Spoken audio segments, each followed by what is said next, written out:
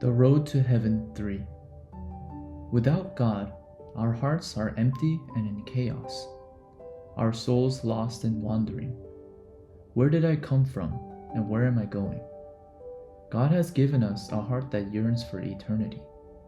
We were born into this world with our souls disconnected from God. Although God is not visible to our eyes, our spirits can meet with God through the words of the Bible. To be precise, we can receive guidance on the path to meet God through those who have already met Him. When we read the Word of God, it is difficult for us to understand. This is because we are born as spiritually blind people. In the latter part of 1 Corinthians chapter 1 verse 21, it says, "It pleased God by the foolishness of preaching to save them that believe." When I see churchgoers evangelizing, even though they themselves have not been saved, I often see them considering bringing others to church as evangelism. Only those who have the faith to go to heaven can deliver the words of that faith. Faith is something that naturally comes from the heart.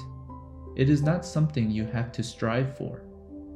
If we receive guidance from those that have faith, we can easily find the way to heaven as mentioned in the Bible. Jesus said, "I am the way, the truth, and the life." Jesus also said that He is the door. But the question is, where can we meet Jesus? Let's look at the scene where Christian meets Jesus in Pilgrim's Progress. When it said, "Let down thy burden," I said I also wanted to do the same. As a matter of fact, I planned to enter the door of the Lamb in front of me and find out which way I should go to reach the place of salvation. At the top of the hill, there stood a cross, and below that, a tomb. As Christian climbed the hill and reached the cross, his burden fell from his back, rolled down the hill, and disappeared into the tomb. Finally, Christian, now free, rejoiced greatly and shouted with joy, "Because he endured the pain, I can now enjoy rest. Because he chose to die, I was able to obtain life." Christian stood still for a while and looked up at the cross. Just by looking at it, my burden is removed.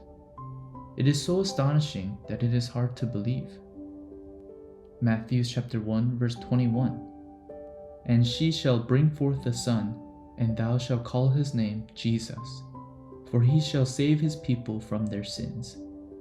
To meet Jesus, you must realize that you are bound by sin and that you are unable to overcome sin. Those of you who have tried to live according to the Word of God while attending church know that the more you try, the more you realize that you cannot live according to the Word. Therefore, churches teach that when you inevitably commit sin, you should repent through prayer. I have tried it myself. Asking for forgiveness repeatedly for the same sin is self-deception. True repentance means changing direction.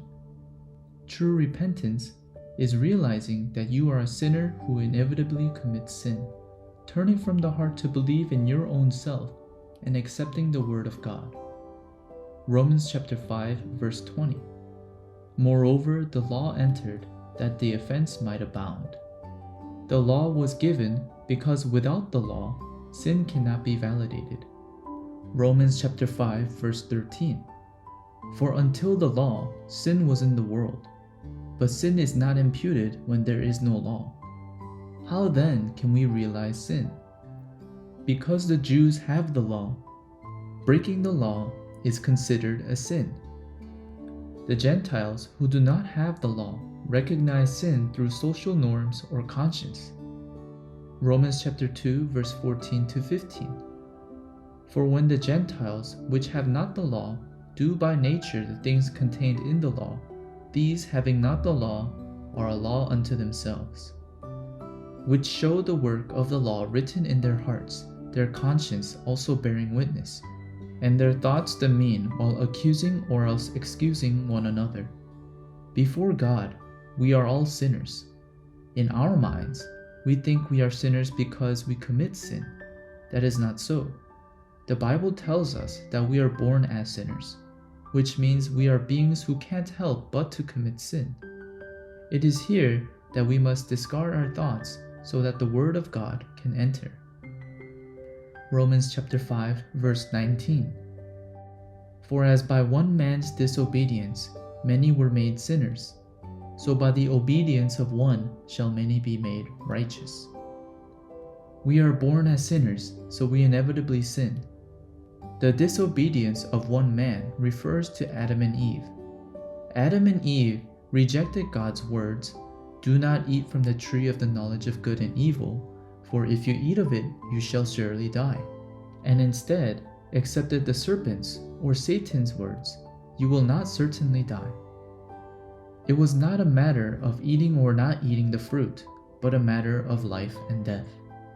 As a result, we were separated from God, who created this world and us, and are born as lost people. Therefore, God sent Jesus to redeem us.